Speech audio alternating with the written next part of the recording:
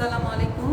আমি ফাহমিদা ইয়াসমিন, প্রভাষক হিসাব বিজ্ঞান, সরকারি মহিলা কলেজের অতিথি শিক্ষক হিসেবে তোমাদের ব্যবসায় সংগঠন ও ব্যবস্থাপনা ক্লাসটি নিব।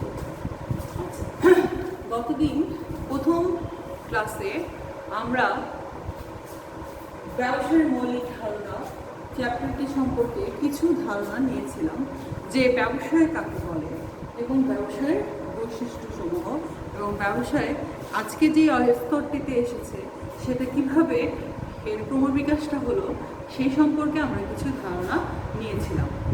আচ্ছা, তোমাদের যদি আমি ফিডব্যাক নিতে পারতাম তাহলে আমার কাছে খুব ভালো লাগতো। তবে তোমরা নিজেরাই নিজেদের ফিডব্যাকটা নিয়ে নাও, যে তোমরা কতটুকু অর্জন করতে পেরেছো সেটা নিজেদের মধ্যেই আলোচনা করো, তাহলে ইনশাআল্লাহ ফিডব্যাকটা পেয়ে যাবে। আর যদি বই থাকে বইয়ের সাথে নিজেদের সংযুক্ত রাখার চেষ্টা করো। আচ্ছা, আমরা যে বই পড়ছিলাম বইয়ের মধ্যে আমি এর আগেও বলেছি আমাদের জাতীয় শিক্ষাক্রম ও পাঠ্য পুস্তক বোর্ড কর্তৃক অনুমোদিত একটি সিলেবাস আছে। সেই সিলেবাসের ভিত্তিতেই কিছু টপিকস দেওয়া আছে, ওই টপিকসগুলোই আমরা ক্লাসে আলোচনা করব।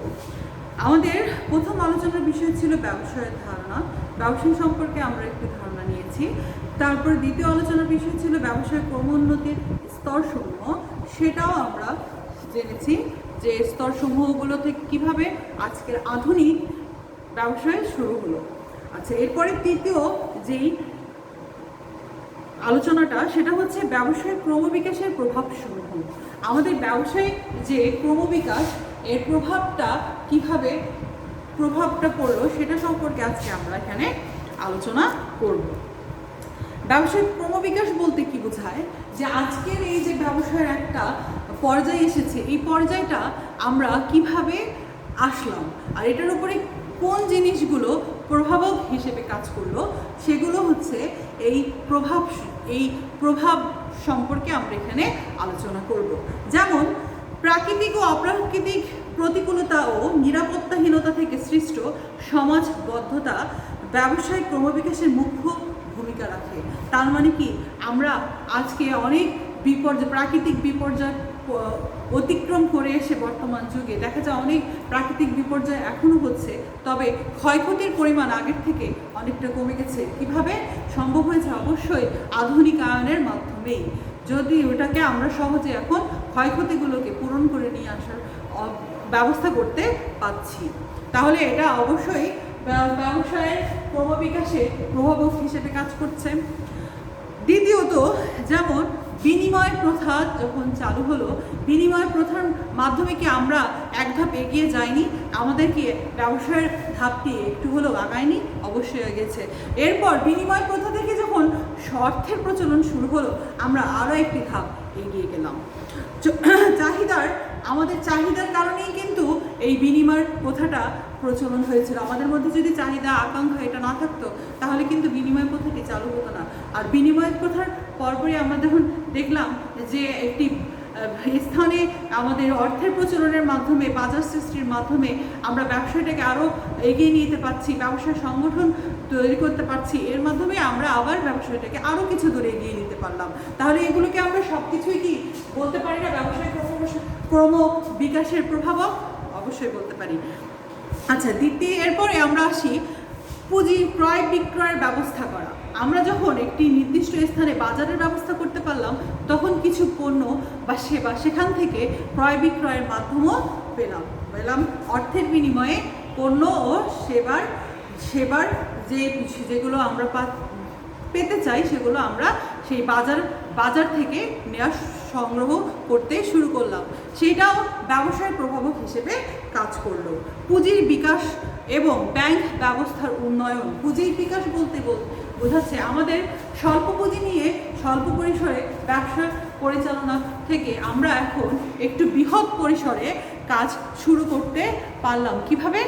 যে এই যে ব্যাংক একটা ব্যবস্থা শুরু হলো, সেখানে আমাদের ব্যাংকের মাধ্যমে কিছু অর্থের যোগান নিতে পারছি এবং ব্যবসায়ের পরিচালনায় আমরা সেটাকে সঠিকভাবে কাজে লাগাতে পারছি। পারছি। সেই জন্য পুঁজির বিকাশ ও ব্যাংক ব্যবস্থার উন্নয়নও আমাদের ব্যবসায়ের প্রভাবক হিসেবে কাজ করছে। সংগঠিত বৃহৎ ব্যবসায়ের গঠন। আর আমরা কিন্তু আগে একটা ছোট্ট ব্যবসায়ী পরিষদ থেকে এখন কলকারখানা, বিভিন্ন ধরনের কলকারখানা তৈরি করতে পারছি। এর মাধ্যমে বিভিন্ন জিনিসপত্র সহজে উৎপাদন করে দেশের চাহিদা আমরা দেশেই পূরণ করতে পারছি। এগুলো কিভাবে সম্ভব? এগুলো হচ্ছে ব্যবসায়ের ক্রমবিকাশের মাধ্যমেই সম্ভব হয়েছে। আচ্ছা, আন্তর্জাতিক বাণিজ্যের প্রচলন এবং বিশ্বায়ন ব্যবসায় উন্নয়নে কিন্তু অনেক বড় একটা ভূমিকা রাখে।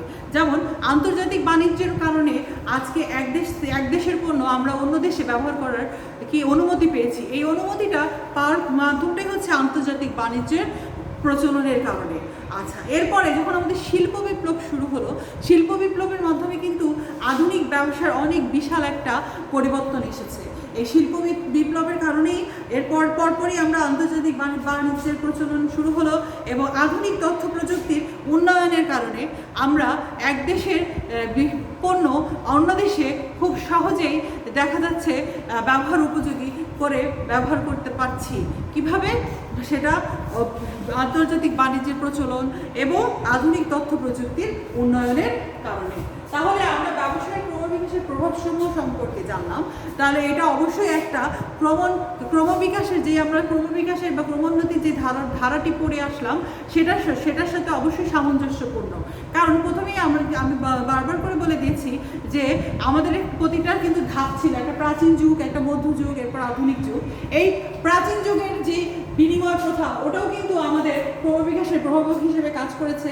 মানুষের চাহিদাটা প্রভাবক হিসেবে কাজ করেছে।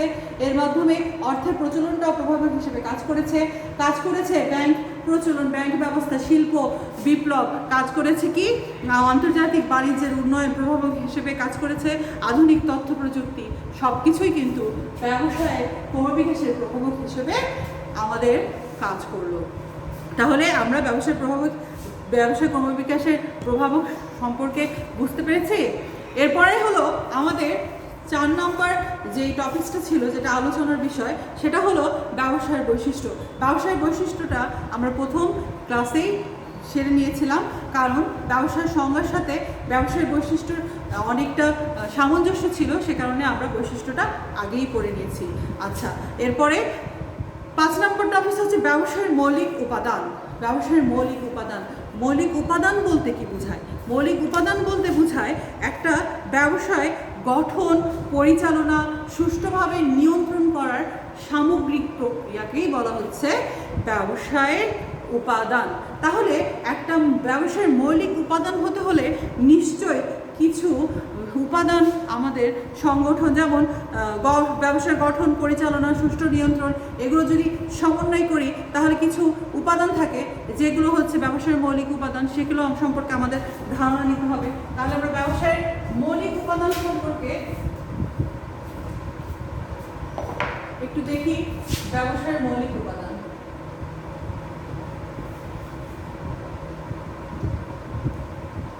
মৌলিক উপাদান। ব্যবসায়ের মৌলিক উপাদানের প্রথম যেই উপাদানটি হচ্ছে সেটি হলো ভূমি। ভূমি বলতে কি বোঝায়? একটি স্থান বা জায়গা যেখানে বসে আমি আমার ব্যবসায়িক কার্যক্রম সহজেই পরিচালনা করতে পারবো। আমার যদি কোনো স্থান না থাকে তাহলে আমি আমার ব্যবসায়িক কার্যক্রমে কিভাবে পরিচিত হতে পারবো বা কিভাবেই বা তার পরিধিটা বাড়াতে পারবো, তাহলে সেটা সম্ভব হচ্ছে না। তাহলে অবশ্যই আমার একটা কি লাগবে? স্থান বা জায়গা লাগবে যেখানে বসে আমি আমার ব্যবসায়িক কার্যক্রম পরিচালনা করতে পারবো। তাই বলে কি খোলা আকাশের নিচে ব্যবসায়িক কার্যক্রম পরিচালনা করা যায় না? অবশ্যই যায়। যেমন চায়ের একটা ছোট দোকান, তারা কিন্তু নির্দিষ্ট খোলা আকাশের নিচে বসেও তাদের ব্যবসা পরিচালনা করছে, কিন্তু তারপরেও তাদের একটা স্থানের প্রয়োজন হচ্ছে। এই জন্যই আমাদের সর্বপ্রথম উপাদানটাই হচ্ছে কি? ভূমি, যেখানে আমাদের একটা জায়গা বা অবস্থান লাগবে, সেটাই হচ্ছে আমাদের ব্যবসায়িক মৌলিক উপাদানের মূল উপাদান। আচ্ছা, তারপর হচ্ছে জনশক্তি। জনশক্তি বলতে মানুষ হচ্ছে জনশক্তি। এখন আমাদের যদি একজন জনশক্তি ছাড়া কি কোনো ব্যবসা পরিচালনা করা সম্ভব? সম্ভব না। তাই জনশক্তি হচ্ছে ব্যবসায়ের মৌলিক উপাদান, একটি মূল উপাদান। মূলধন, মূলধন ছাড়া কোনো ব্যবসায় পরিচালনা করা সম্ভব না। আমরা দ্বিতীয়টা বললাম কি, জনশক্তি। জনশক্তি ছাড়া ব্যবসায় পরিচালনা করা সম্ভব নয়। 3 নম্বর হচ্ছে কি, মূলধন। মূলধন, মূলধন বিনিয়োগ না করলে ব্যবসা পরিচালনা করা সম্ভব নয়। তাই ব্যবসার অন্যতম মৌলিক উপাদান হলো মূলধন। তার মানে আমাকে নির্দিষ্ট পরিমাণ কিছু টাকা দিয়ে ব্যবসায়টি পরিচালনা করতে হবে, তাহলে অবশ্যই আমার কিছু মূলধনের প্রয়োজন আছে। সংগঠন, উৎপাদনের বিভিন্ন উপকরণের সমন্বয়ে আমাদের একটি সংগঠন তৈরি করা হয়। তাহলে উৎপাদনের বিভিন্ন উপকরণের কাজ, সমন্বয়ের কাজটিকে আমরা কি বলি, সংগঠন। তাহলে এই সংগঠনটা অবশ্যই ব্যবসার একটি মৌলিক উপাদান।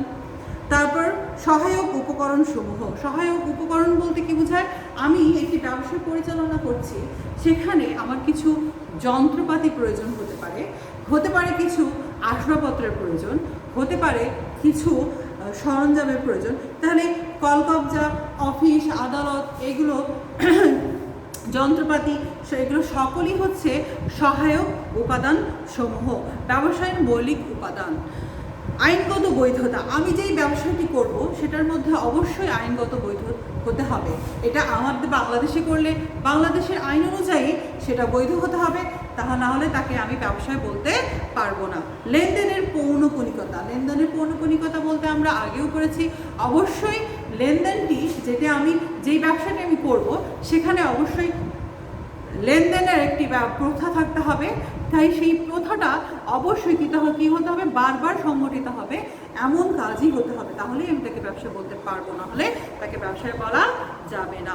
তাহলে অবশ্যই আমরা বুঝতে পারছি ব্যবসায়ের মৌলিক উপাদান হিসেবে লেনদেনের পৌনঃপুনিকতা থাকতে হবে। তাহলে আমরা প্রথম মৌলিক উপাদানটা পড়লাম কি, ভূমি, দ্বিতীয়টি পড়লাম জনশক্তি, তৃতীয়টি পড়লাম মূলধন, চতুর্থটি হচ্ছে সংগঠন,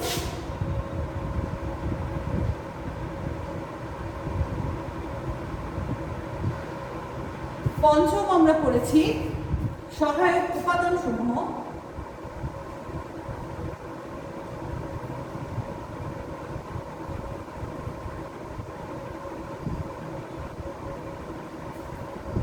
ষষ্ঠ আমরা করলাম আইনগত বৈধতা,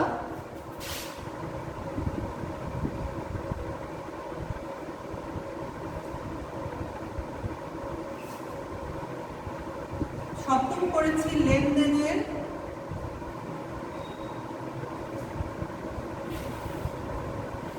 পৌনঃপুনিকতা,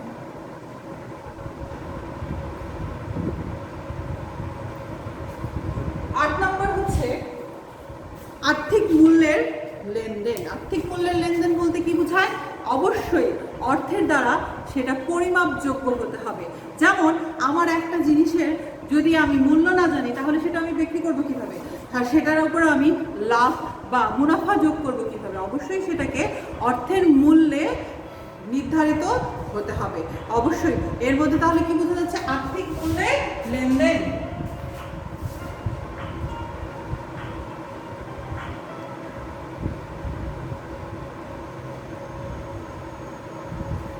এর হার 9 নম্বর হলো ঝুঁকি। ঝুঁকি সম্পর্কে আমরা আগেও জেনেছি যে ঝুঁকি হচ্ছে রিস্ক। আচ্ছা, ঝুঁকি ছাড়া কোনো ব্যবসায় কিন্তু করা সম্ভব না, কারণ আমি ব্যবসা সংগঠিত বা ব্যবসা শুরু করার সঙ্গে সঙ্গে বলতে পারবো না যে আমার আজকেই মুনাফা হবে কি না, সেই চিন্তায় আমার ব্যবসা পরিচালনা করা যাবে না। আমার ঝুঁকি নিয়েই ব্যবসা শুরু করতে হবে। এরপরে ধীরে ধীরে ব্যবসায় লেগে থাকলে আমি ইনশাআল্লাহ কি মুনাফা অর্জন করতে পারবো। অবশ্যই তাহলে ব্যবসায় কি আছে, ঝুঁকি আছে। আমরা ব্যবসায়ের মৌলিক উপাদান সম্পর্কে জানলাম। আমরা ব্যবসায়ের মৌলিক উপাদান বলতে কি বুঝাল, প্রথমেই জানলাম কি, যেগুলো ব্যবসায়ের মৌলিক উপাদান, যেমন ব্যবসা সংগঠন, পরিচালনা এবং সুষ্ঠু নিয়ন্ত্রণের জন্য একাধিক উপাদানের সমন্বয়। এই একাধিক উপাদানের সমন্বয়কেই বলা হচ্ছে কি ব্যবসায়ের মৌলিক উপাদান। আমরা আবার বলছি ব্যবসায়ের মৌলিক উপাদান মানে কি, ব্যবসায়ের গঠন, পরিচালনা ও সুষ্ঠু নিয়ন্ত্রণের জন্য একাধিক উপকরণের সমন্বয় হচ্ছে ব্যবসায়ের মৌলিক উপাদান।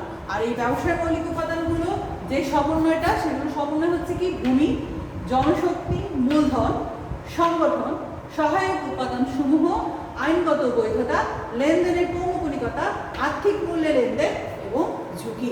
এইগুলোর সবগুলোর সমষ্টিতে আমরা ব্যবসায়িক মৌলিক উপাদান পেয়ে থাকি। আচ্ছা, আমাদের আজকের পাঠে আমরা যেটা শিখলাম সেটা হচ্ছে, প্রথমেই শিখলাম ব্যবসায়িক ক্রমবিকাশের প্রভাবসমূহ এবং দ্বিতীয়তে শিখলাম ব্যবসায়ের মৌলিক উপাদানসমূহ। আমি আশা করছি তোমরা আমার ক্লাসটা বুঝতে পেরেছ এবং সেটা সংগ্রহে রাখার জন্য আমি আবারও বলছি, তোমাদের যখন বই থাকবে আমি বই দেখেই দেখা যাচ্ছে তোমাদেরকে বোঝাতে পারবো, বোর্ডে ওরকমভাবে লেখা লাগবে না। তোমার এখন বই নেই তাই বোর্ডে লিখছি, তোমরা একটু সংগ্রহ করে রাখো যেন পরবর্তীতে তোমাদের কাজে লাগে। আচ্ছা, এবার আমাদের ষষ্ঠ একটা আলোচনা আছে, সেটা হচ্ছে ব্যবসার আওতা। ব্যবসার আওতা ও পরিধি। আসলে ব্যবসার একটি ব্যাপক পরিসর, সেটার আওতা এবং পরিধি তাহলে অবশ্যই ব্যাপক হওয়ারই কথা। ব্যবসার আওতা বা পরিধি বলতে ব্যবসায় স্বাভাবিক কার্যক্রমকে বোঝায়। মানে আমি একটি স্বাভাবিক যে কার্যক্রমটি করছি সেটার ব্যবসায় স্বাভাবিক কার্যক্রমটাকেই ব্যবসার আওতা এবং পরিধি বোঝায়। এখন কারো আওতা বা পরিধি কম হতে পারে, আবার কারো আওতা বা পরিধি বেশিও হতে পারে। সবার ব্যবসায়ের আওতা বা পরিধির সমষ্টিটা একরকম নাও হতে পারে। শুধু পণ্যদ্রব্য ক্রয় বিক্রয়ের মধ্যে সীমাবদ্ধ কোনো প্রতিষ্ঠান শুধু সেইটুকু কাজই করে, আবার কেউ ক্রয় বিক্রয়ের মধ্যে সীমাবদ্ধ না থেকে যেমন উৎপাদন বন্টন থেকে যাবতীয় কাজ করে, সংগ্রহ, উৎপাদন, বন্টন যাবতীয় কাজ করে মানুষের কাছে পৌঁছে দেওয়া পর্যন্ত যাবতীয় সকল কাজ করে, সেটাকেও আমরা ব্যবসায় একটা আওতার মধ্যে পড়ে। তাহলে কারো পরিসর ছোট হতে পারে ব্যবসায়ের, কারো বড় হতে পারে, তবে সব কিছু মিলায়ে আওতা ও পরিধি বলতে ব্যবসায়ের স্বাভাবিক কার্যক্রমটাকেই বোঝানো হয়। সাধারণত ব্যবসায়কে আমরা একটা সমীকরণের মাধ্যমে বোঝাতে পারি। ব্যবসায়ের আওতাকে একটা আমরা সমীকরণের মাধ্যমে দেখতে পারি।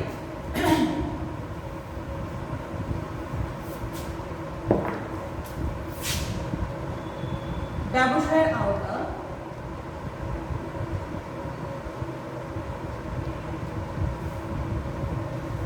এই ব্যবসায়ের আওতাটা একটা সমীকরণ, যেমন বি মানে হচ্ছে বিজনেস, বিজনেসটা হচ্ছে সামেশন অফ আই প্লাস, আচ্ছা এটা হচ্ছে একটি সমীকরণ, এর মাধ্যমে আমরা ব্যবসার আওতাটি শিখব। সেটা হলো summation of T plus summation of A. আচ্ছা, বিজনেস মানে আমরা জানি ব্যবসায়, আই মানে হচ্ছে ইন্ডাস্ট্রি, ইন্ডাস্ট্রি মানে হচ্ছে শিল্প প্রতিষ্ঠান, টি মানে হচ্ছে ট্রেড মানে হচ্ছে বাণিজ্য, এবং আর এটি মানে হচ্ছে অ্যাজম্পশন অফ ট্রেড, মানে এক্সিস্টেন্সি অফ ট্রেড মানে হলো বিনিময় বাণিজ্যের সহায়ক সেবা। এই সব কিছুর মাধ্যমে, এই সব কিছুর সমষ্টি, সামেশন মানে হচ্ছে সমষ্টি, এই সব কিছুর সমষ্টি হচ্ছে কি ব্যবসায়। এই সমীকরণটির মাধ্যমে কিন্তু ব্যবসায় পরিচালনা করা হচ্ছে। তার মানে আওতা, ব্যবসার আওতা কত বড় ব্যাপক, সেটা হলো ইন্ডাস্ট্রি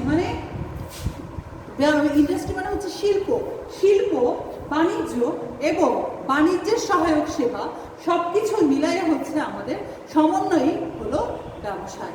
এই ব্যবসায়ের সমষ্টি সম্পর্কে বা ব্যবসায়ের এই যে আওতা, এই সমীকরণ সম্পর্কে আমরা আগামী দিন আবার এটির বিস্তারিত আলোচনা করব ইনশাল্লাহ। তোমাদের সাথে আমার এটি দ্বিতীয় ক্লাসে আমরা শিখলাম